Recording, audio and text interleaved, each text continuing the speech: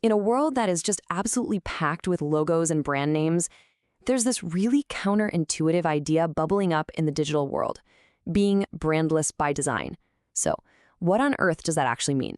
Let's get into it. It's a pretty wild question, isn't it?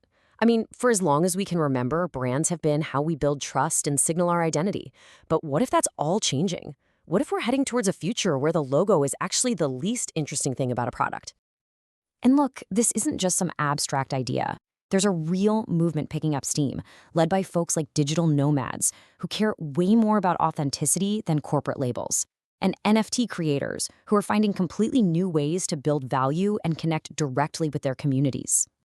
So what would a world that's not run by traditional brands even look like? To really understand it, we've got to get inside the mindset of the people who are actually building this new world. Think about digital nomads. Their whole lifestyle is about being untethered, about freedom. They tend to gravitate towards unique, one-of-a-kind things that really say something about their values, things like sustainability and minimalism. So from their point of view, a giant corporate brand isn't an asset. It's just extra baggage. What's so interesting is that this shift in thinking is happening at the exact same time a new technology is emerging to make it all possible. And that tech, the thing providing the plumbing for this brandless world, is the NFT. Okay, so let's keep it simple. An NFT is basically a one-of-a-kind digital certificate that proves you own something. And it's all recorded on a blockchain, which you can think of as a giant public notebook that everyone can see, but absolutely no one can go back and change. This creates a kind of security and transparency that's just completely new. This is how the tech itself builds trust. The best analogy is a vehicle history report for your car. You can see every owner it's ever had, every transaction, all the way back to the day it was made. Well, this is the same idea, but for a digital item. It creates this permanent, rock-solid, unforgeable history that proves it's the real deal. So if you don't have a famous logo telling you that something is trustworthy, how do you know what to believe in? This gets us to the real heart of the matter. How, in the world, does brandlessness actually build trust? This quote right here just nails it. In the old world, the record label's brand was the seal of approval. But in this new model, an NFT lets a musician go straight to their fans. The trust isn't built by some big corporate gatekeeper. It's built on that direct relationship and the provable, verifiable art itself. Okay, so if that old shield of branding is starting to crack, what's going to take its place? What's the new system for creating trust and meaning when you don't have logos to guide you? Well, the answer is right here in this framework. It's a whole new system for building trust based on 5 interconnected ideas. And notice how they're all linked together. This isn't just a list. These things work in concert to do the job a traditional brand used to do. Let's do a quick run-through of what each one means.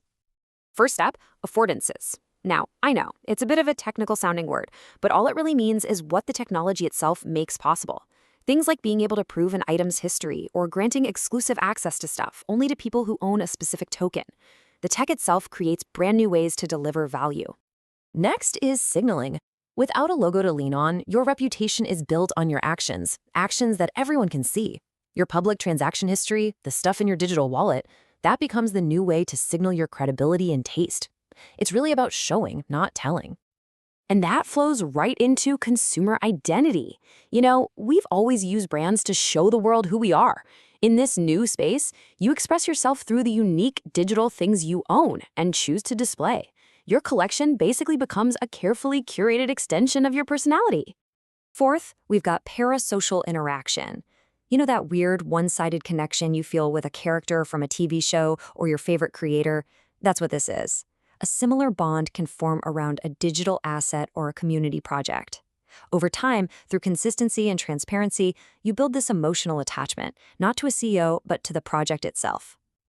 And finally, governance. This is the glue that holds it all together. Instead of some big corporation making rules from the top down, trust is built from the ground up. The community itself, using tools like smart contracts and shared agreements, decides how things are run. Everyone has a real stake in keeping it honest. Okay, I know, this all sounds incredibly idealistic, a digital utopia, right? But just like any new frontier, there can be a pretty big gap between the promise and what's actually happening on the ground today. The promise is amazing, no doubt. We're talking about true freedom for creators, power shifting back to users, and real, authentic communities. But the reality, right now at least, is often a mix of speculative hype, a surprising dependence on big platforms, and some very real risks when it comes to scams and authenticity. And of course, you can't have this conversation without talking about the elephant in the room, sustainability.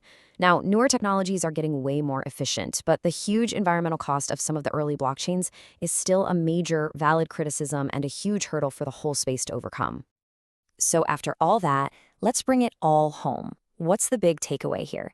Why does any of this matter to you? Okay, this is probably the most important point to get.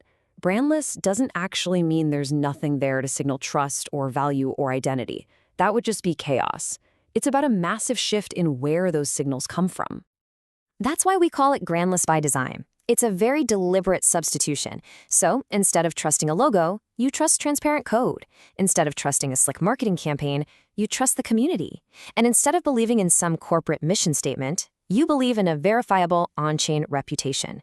It's a whole new playbook for building trust. And that leaves us with this really interesting question to think about.